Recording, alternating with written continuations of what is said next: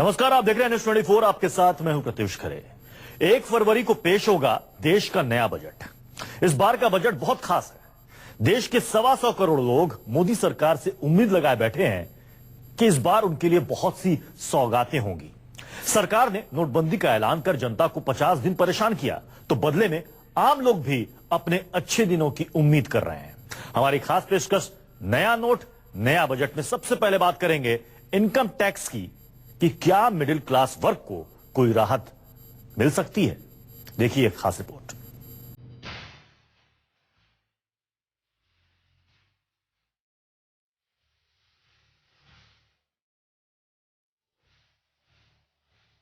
नोटबंदी के बाद क्या लाएगा नया बजट?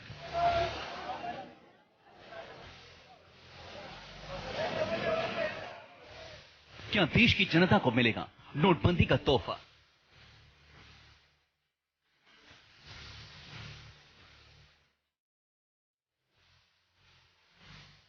नया नोट, नया बजट, नई उम्मीदें।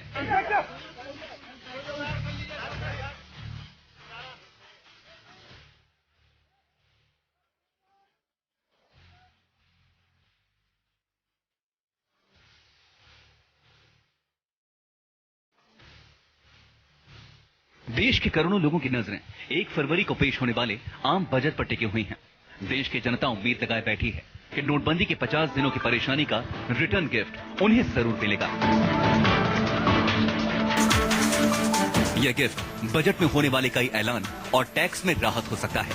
इसीलिए जानकार ये मानकर चल रहे हैं कि मिडिल क्लास वर्ग के लिए कुछ बड़े ऐलान हो सकते हैं, खासतौर से नौकरीशुदा वो लोग जो ईमानदारी से अपना टैक्स चुकाते आए हैं। नोटबंदी के बाद संसद से पास हुए इनकम टैक्स संशोधन कानून के चलते माना जा रहा है कि टैक्स देने वालों की संख्या में इजाफा होगा, तो इसके साथ ही टैक्स कलेक्शन भी बढ़ेगा। टैक्स वसूली में भारी बढ़ोतरी के जरिए सरकार की जबरदस्त कमाई होने वाली है। ऐसे में माना जा रहा है कि आने वाले बजट में इनकम टैक्स छूट में बढ़ोतरी कर वित्त मंत्री मौजूदा टैक्स भरने वाले लोगों को राहत दे सकते हैं। मोदी सरकार ऐसे 2 प्लान पर काम कर रही है। प्लान ए के तहत छूट की सीमा 2.5 लाख से बढ़ाकर 3.5 या 4 लाख की जा सकती है। 3.5 से 5 लाख तक 10% टैक्स किया जा सकता है। 5 लाख से 10 लाख तक 20% टैक्स किया जा सकता है। 10 लाख से ज्यादा इनकम पर 30% टैक्स वसूला जा सकता है। अब सवाल उठता है कि आखिर प्लान ए के तहत कितनी बचत होगी।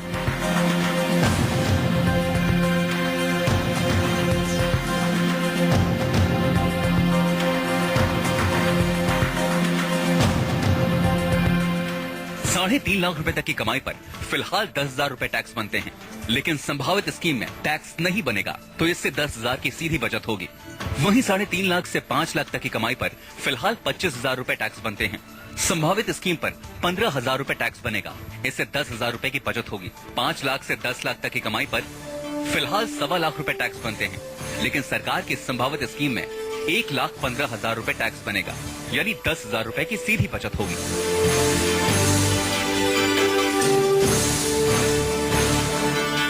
सरकार की कोशिश है कि टैक्स बेस बढ़े ताकि नंबर ऑफ जो टैक्स पेयर हैं वो बढ़ जाए। दूसरा ये इशू आ रहा है कि इसको कैसे हैंडल किया जाए।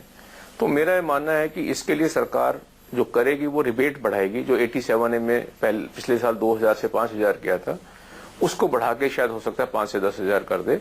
और आप जैसे ठीक कह रहे हैं 10% की जगह 5% का टैक्स का स्लैब आ सकता है।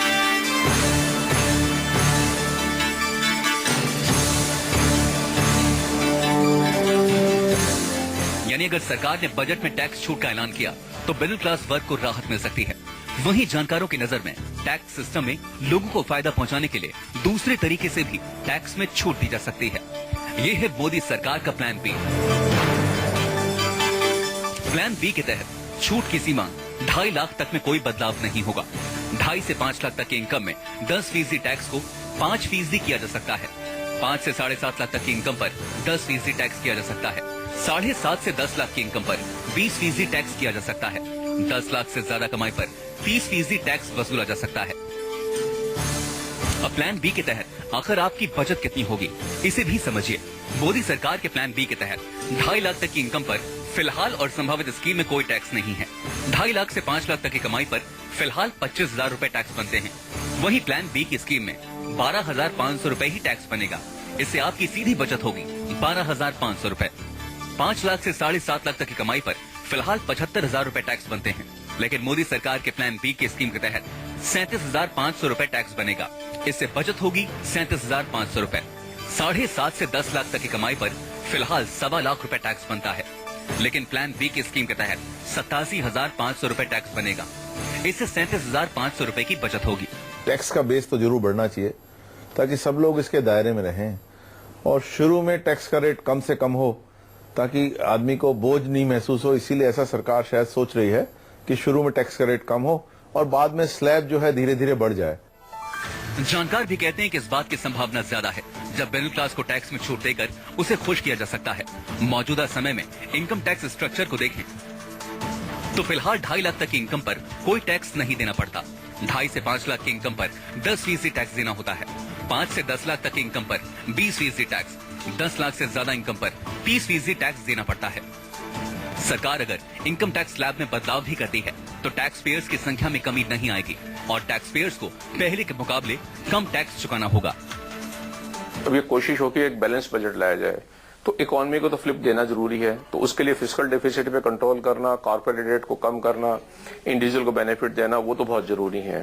साथ साथ पॉपुलिस्टिक भी होना जरूरी है, क्योंकि सरकार को अल्टीमेटली राजनीति है और राजनीति के ऊपर वोट लेना जरूरी है। तो मुझे लगता है कि अब की बार जो ज्यादा झुकाव इस बजट पे रहेगा वो राजनीतिक बजट होगा, पॉपुलिस्टिक बजट होगा, rather than economically driven budget.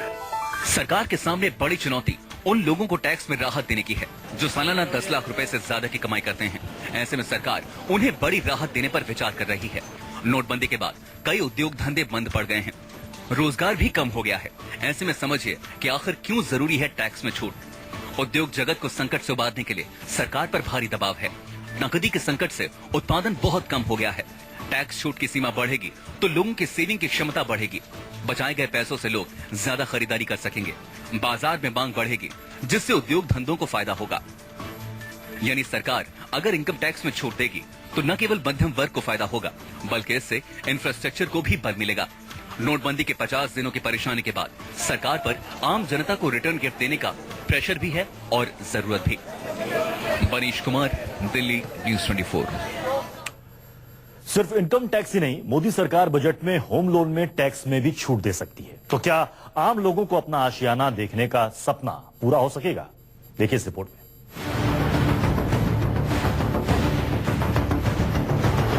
क्या घर खरीदारों के आएंगे अच्छे दिन? क्या होम लोन के ब्याज पर बढ़ेगी टैक्स छूट की सीमा? क्या देश के वित्त मंत्री उन लोगों का सपना पूरा कर देंगे जो खुद का आशियाना खरीदना चाहते हैं? रियल एस्टेट सेक्टर पहली मंदी के दौर से गुजर रहा था, उस पर नोटबंदी ने रियल एस्टेट कंपनियों की कमर तोड़ दी। महंगी ईएमआई ने घर खरीदने की सोच रहे लोगों की खसरतों पर पानी फेरा हुआ है। ऐसे में लोग होम लोन के ब्याज पर टैक्स में छूट की सीमा बढ़ाने की मांग कर रहे हैं। पहले समझे आखिर फिलहाल घर के लिए ईएमआई और टैक्स में कितने पैसे चुकाने पड़ते हैं। फिलहाल होम लोन पर सालाना 2 लाख रुपए ब्याज चुकाने पर टैक्स में छूट मिलती है। अगर किसी ने 20 साल के लिए 20 लाख का होम लोन 9.5% की दर से लिया है तो उसे सालाना बैंक को 2,24,000 रुपए ईएमआई के चुकाने पड़ते हैं, जिसमें ब्याज दर की बंद में 1,88,500 और प्रिंसिपल अमाउंट 35,500 रुपए शामिल है। इसमें ब्याज चुकाने पर 2 लाख रुपए टैक्स छूट का पूरा फायदा मिलता है। साथ ही प्रिंसिपल अमाउंट 80C के तहत निवेश पर मिलने वाली टैक्स छूट में फायदा मिलता है। अनस्किल्ड लेबर की एम्प्लॉयमेंट जनरेट करने के लिए सबसे बढ़िया जो तरीका है वो रियल एस्टेट है, और उसको बूस्ट देने के लिए हाउसिंग लोन के इंटरेस्ट पे एग्जम्पशन देनी बहुत जरूरी है। मेरे ऐसा उम्मीद है कि सरकार इसमें सब्सटेंशियल छूट देगी इंटरेस्ट के ऊपर, और साथ साथ रियल एस्टेट सेक्टर के लिए कुछ बेनिफिट और इंसेंटिव स्कीम भी लेकर आएगी। अब आपको बताते हैं कि अगर वित्त मंत्री ने होम लोन पर टैक्स छूट की सीमा में बढ़ोतरी की तो यह आपके लिए कितना फायदेमंद होगा। अगर किसी ने 30 लाख का होम लोन 20 साल के लिए 9.5% ब्याज दर पर लिया है तो उसे सालाना 3,35,000 रुपए होम लोन के तौर पर चुकाने पड़ते हैं, जिसमें 2,83,000 ब्याज की मद में और 52,000 रुपए प्रिंसिपल अमाउंट शामिल है। लेकिन होम लोन पर टैक्स छूट की सीमा केवल 2 लाख रुपए होने की वजह से छूट का पूरा फायदा नहीं मिल पाता। अगर टैक्स छूट की सीमा को बढ़ाकर 3 लाख रुपए किया गया तभी उसे टैक्स की बचत होगी। यही वजह है कि तमाम जानकार होम लोन पर टैक्स छूट की सीमा को बढ़ाने की मांग कर रहे हैं। इससे न केवल होम लोन लेने वालों को फायदा होगा, बल्कि टैक्स बचाने के लिए लोग घर खरीदेंगे और रियल एस्टेट सेक्टर को संकट से उबारने में मदद मिलेगी। ब्याज में रिडक्शन उन्होंने कुछ अनाउंस किया है, लेकिन नॉर्मली छोटे होम लोन बायर्स के लिए किया है। शायद बड़े होम लोन बायर्स के लिए इंसेंटिव सरकार शायद इस बजट के लिए रखे हैं। तो मेरे को लगता है कोई मेजर इंसेंटिव होम लोन्स के लिए आना चाहिए। एक मेरे को लगता है कि इंटरेस्ट रेट इटसेल्फ में सब्सटेंशियल रिडक्शन की संभावना लगती है कि जो आज की डेट में इंटरेस्ट रेट है उसको घटा के लगभग 7% या 6.5% के आसपास लाया जाए, ताकि ईएमआई खुद अपने आप में सब्सटेंशियली कम हो जाए। दरअसल पूर्व प्रधानमंत्री अटल बिहारी वाजपेयी वाली एनडीए सरकार ने अपने कार्यकाल के दौरान होम लोन पर टैक्स छूट की सीमा को 30,000 रुपए से बढ़ाकर 1.5 लाख रुपए किया था। यूपीए सरकार ने तमाम मांगों के बावजूद इसमें कोई बदलाव नहीं किया। मोदी सरकार ने छूट की सीमा को 1.5 लाख से बढ़ाकर 2 लाख कर दिया। इस वित्तीय साल में होम लोन लेने वालों के लिए 2.5 लाख रुपए टैक्स छूट की सीमा कर दी गई, लेकिन पुरानी होम लोन ग्राहक इस फायदे से वंचित रह गए। घर खरीदार से लेकर रियल एस्टेट कंपनियां चाहती हैं कि होम लोन के ब्याज पर टैक्स छूट की सीमा बढ़ाई जाए। वित्त मंत्री के इस कदम से न सिर्फ हाउसिंग सेक्टर को बढ़ावा मिलेगा, बल्कि इससे मांग में बढ़ोतरी भी आएगी और टैक्स बचाने के लिए घर खरीदने में निवेश करना लोग बेहतर समझेंगे। इससे रियल एस्टेट सेक्टर का विकास तो होगा ही, साथ ही कई लोगों के लिए अपने घर का सपना पूरा हो सकेगा। मनीष कुमार, दिल्ली, न्यूज़ 24। यह बजट नोटबंदी के बाद पेश हो रहा है और इस बार का बजट ऐसा होगा कि इसमें रेल बजट भी शामिल होगा। और कौन कौन सी बातें इस बजट में शामिल होंगी और क्या क्या बातें आपके लिए खास होने वाली हैं,